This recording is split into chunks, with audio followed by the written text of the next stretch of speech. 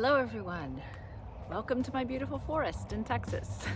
Today is going to be a video about my adventure series, which I can't believe is over, finally. It took way longer to film and do the videos than it did to even make the trip. Regardless, I got it done, yay for me. But as a close down to the video, I wanted to give you some information about my trip and just share with you 6 things that I learned in my 6 months on the road. So without further ado, let us begin. I'm gonna read my notebook. The first thing is the essentials on what to take if you're going to do a road trip like this. There were a lot of things that I took that I used every single day. The first one was a mobile booster. I was on the road the entire time and working. I was not on vacation for 6 months. I worked normal days, Monday through Friday, a lot of times on the weekend. And a lot of times I was in places where there was no cell phone service at all. So I used a mobile Wii Boost, which was very simple. It plugged into the charger in the car, and there was a little antenna that you could put on top, and you plug your phone into the port, and that way it boosted my cell service wherever I was. Actually, I should mention that all the things I'm going to talk about, I'm going to link below into the YouTube description. So if you do want to do a trip like this, I already planned it out for you. I already did it, and I already know everything that you need and everything that you don't need too, which is what I'm going to talk about. So lucky for you, the whole trip is planned out, and that's kind of what I'm doing now. Is I'm planning trips for others. I'm helping others get over the anxiety of solo traveling in order to plan amazing trips, because I've already done so many by myself. So I've learned by trial and error. Back to the list. Another thing was a mini fridge. Oh my God, if I didn't have a mini fridge, I would just probably be eating like cheese and crackers the whole time, which I did. But the mini fridge, I was able to put in meat. I was able to put in things like salmon, any milk, coffees, any type of food that need to be refrigerated, eggs, so that I could cook those really fast. So the fridge that I bought actually plugged into my Toyota 4Runner with a normal plug. My 4Runner has a normal plug, but it also comes with a charger in your car that you could plug into the cigarette lighter.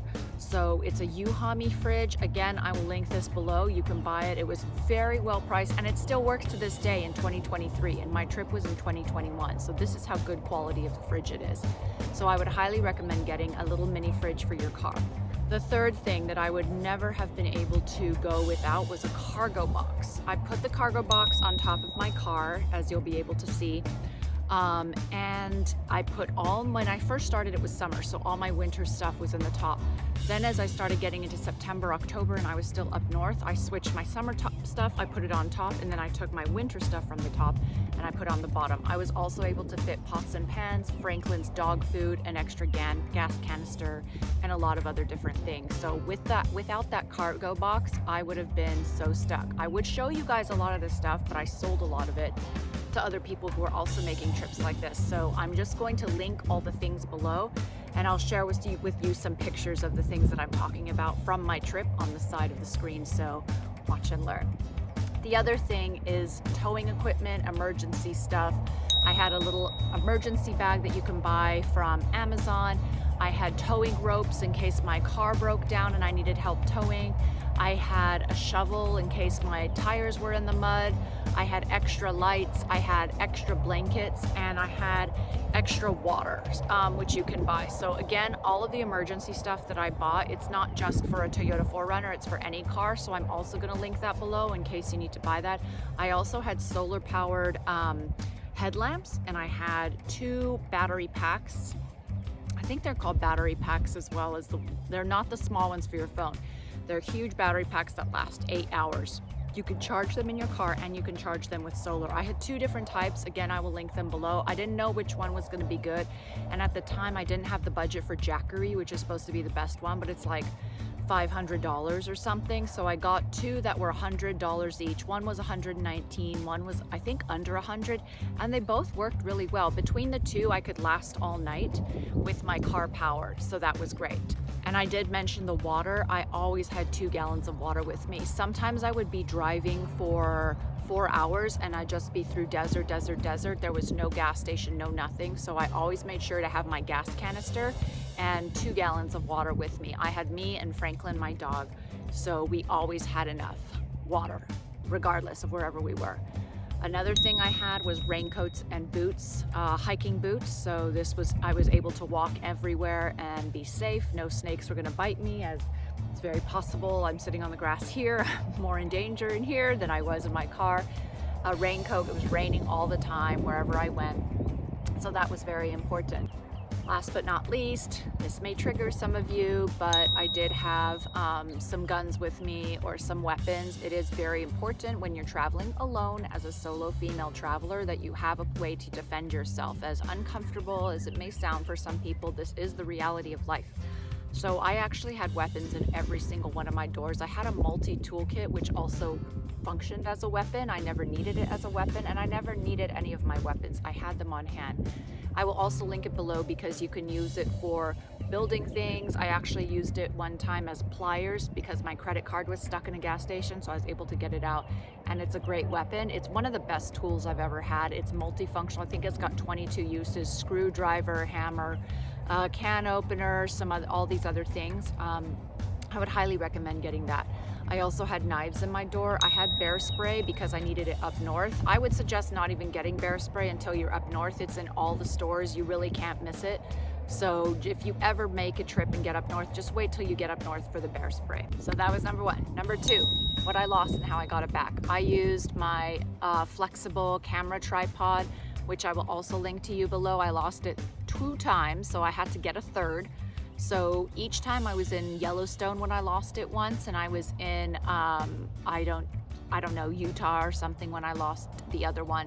So I had to get it shipped to a main city that I was going to go to and pick it up at an Amazon hub locker.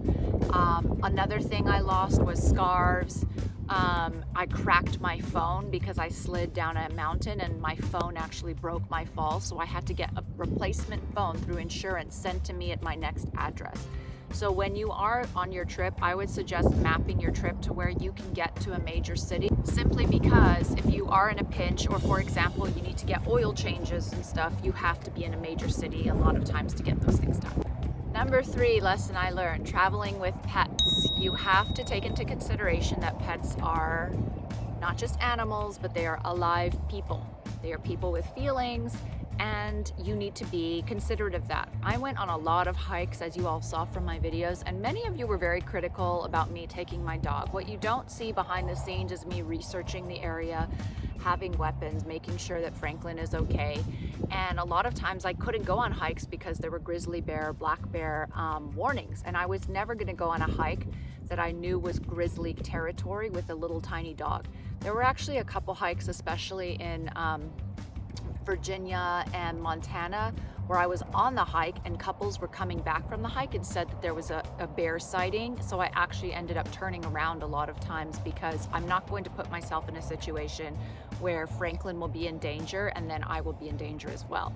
Another thing traveling with pets is that none of the national parks in the US are dog friendly. You can't go on any of the hikes. So if you do go to the national parks, just be prepared to drive. You can't leave your dogs in the car either. So you're not going to be able to go actually on any of the hikes, like for example in Arches or in Yellowstone or in Grand Teton or anything. If you bring a dog, there are limited things that you can do. So I would plan next time to not take my dog and to go on those national parks yourself. Now there are a ton of dog friendly areas. You just need to research them in advance. Speaking of the research too, camping, of course, a lot of dogs are allowed.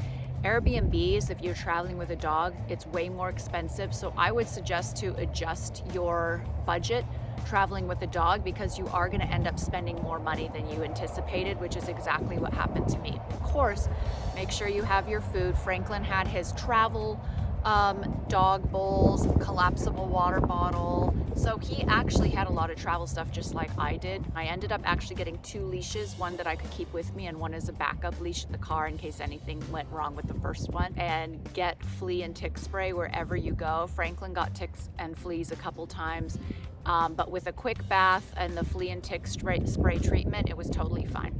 Number 4, okay, this is a big one, was gas. Now, we all know gas is crazy expensive right now. When I started this trip, when I left Texas, gas was $2.56. I was anticipating it getting maybe to $3 up north, but by the time I got to New York, it was $2.89 or $2.99, and by the time I was in Montana, it was already $3.99 going into $4. By the time I got to California, it was like $5.60.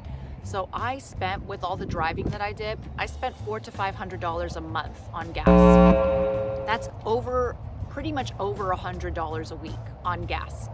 That's an insane amount of money, and I was not expecting to pay that. So if you are going on this trip, you're gonna spend a lot more money on gas, especially now, than you had even anticipated. So definitely please budget for gas better than I did, because I put a lot of money on my credit card for gas. That's kind of what killed me. Everything else I had already budgeted for, but just know that this trip takes a ton of gas. Number 5, people, this is probably after Franklin's questions or gas questions. This is what people ask me all the time. Were you afraid, and did you feel lonely? The short answer is no. I was never really afraid because I had planned the trip, and I've been going on solo trips by myself for a long time. I know how to be safe, and I know how to be on the lookout for danger. For example, I was in a campground there nobody was. It was about 2 miles into a forest, and the only people that came up after me was a truckload of guys with guns drinking beer. And then it was me. So am I going to stay in a campground with a truckload of dudes drinking beer, getting drunk in a pitch black campground in primitive camping? No, I am not. So I drove away and I went to a better campground that was more well lit. So you have to be aware of the situations that you are in, and you just have to know your safety levels. Now, a lot of times, like for example in a desert or a forest, when I do like to camp away from people, I don't like to be right next to like a row of a bunch of people. So I would suggest always being an eye shot of someone's, or if in case anything goes wrong and you need help, you can shine a light, they know that you're there, you can see a campground fire. So be an eye shot of someone. It doesn't matter. In the desert, I was like a half mile away from somebody, but I could still see them because I was in eye shot. So it's important for you to be aware of your surroundings for one, and to be an eye shot with others. So make sure, especially when you're traveling solo, that these things are available to you. And the other question I get is, were you lonely? The short answer again is no. I purposely wanted to get away from everyone, and I wanted to just have this experience for me. However, towards the end of the trip, I would say when I got to Arizona, I was feeling pretty lonely. It had already been 5 months on the road, and I was missing my friends, I was missing my family, and I realized how important having a connection and a community is, because we're pack animals. We're not meant to be alone all the time. And for me, 5 months was pretty much my limit. The 6th month, I almost skipped a lot of places because I just wanted to go see family, but I ended up doing everything. I was already out anyway. I ended up seeing what I wanted to see, but I skipped places that I had already been to before. I was gonna go back to Sedona, I skipped it. Like, I just wanted to, by the end of month 5, I was pretty over it, but I decided to continue on the trip. So yeah, I did get lonely towards the end. Towards the beginning, being alone was exactly what I wanted and exactly what I needed. So it's interesting that once you get your solitude out of the way, that you do start feeling lonely, and you do start feeling like you want companionship and you want to see your friends and family again. I didn't know what my threshold was as far as when I was going to start feeling lonely, and turns out it's 5 months. So now I know. Oh my God, number 6. Okay. I took way too much stuff. I mentioned about the cargo box. Even in the cargo box, I took too much stuff. The only thing is that I was prepared to stay throughout all of winter. I was gonna go to Colorado and stay there. So I was prepared for winter. But apart from that, I just took too much stuff. I took like 2 bowls, 2 cups, 2 plates, too much cooking stuff, too much storage containers. In my car, I had a suitcase. I had a smaller suitcase where I used my everyday stuff. I had 1 container for food and 1 container for cooking stuff and supplies. The container of cooking stuff and supplies, I didn't even need. I probably used like 5 things from that. So I could have waited to even bring that and had it in a much smaller container.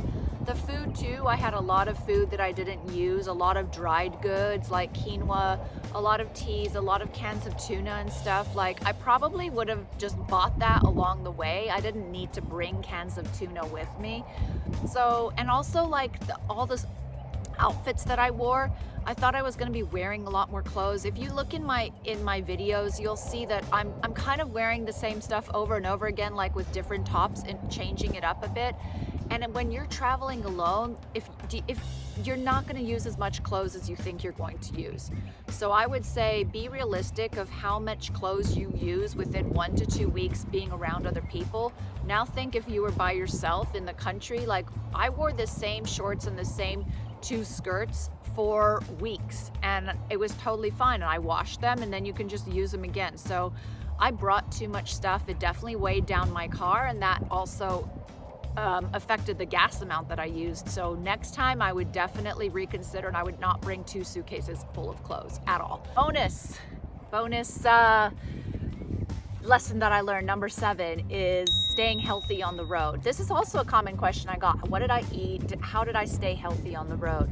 I ate a lot of cheese and a lot of salmon, smoked salmon, cold cuts and things for quick snacks, especially when I was in the desert. And thanks to my little mini fridge, I could fit that all in. And then I bought steaks and I bought meat on the road. Surprisingly, once you get up north, there's a ton of co-ops and a ton of local farms everywhere. Like, it's beautiful farmland and you can get fresh beef right from the co-op, and the farm is like 20 feet away, you know? Like, I'm like, oh, what great beef, you know? It's so nice. In Texas, there's like, yeah, this farm 45 minutes away, and they're like, oh, that's my farm right there.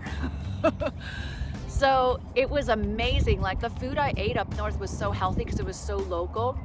So a lot of times if I knew I was going to go to a more remote area, I would stock up on my meat and I would put it in the fridge that I had, and then I'd cook it later. So fresh vegetables and fruit, it was harder to find, but you can eat like carrots and cucumbers and celery and things that are much easier to eat on the road instead of green salads. And then whenever I stopped at a Whole Food, I would get a nice green salad from the salad bar, and that really helped. I'm actually gonna make a whole other video on healthy things that I ate on the road and how to shop and where to find co-ops. I'm actually gonna give you a whole list of co-ops, but for now, yeah, it was very easy. I kept my milk and I had coffee in the fridge, but it was easy for me to eat healthy. I also really like eating healthy, so it wasn't like a chore for me at all. Okay. That's it from the video. I hope you enjoyed this short video of the 6 things that I learned in 6 months, with bonus number 7 about healthy eating.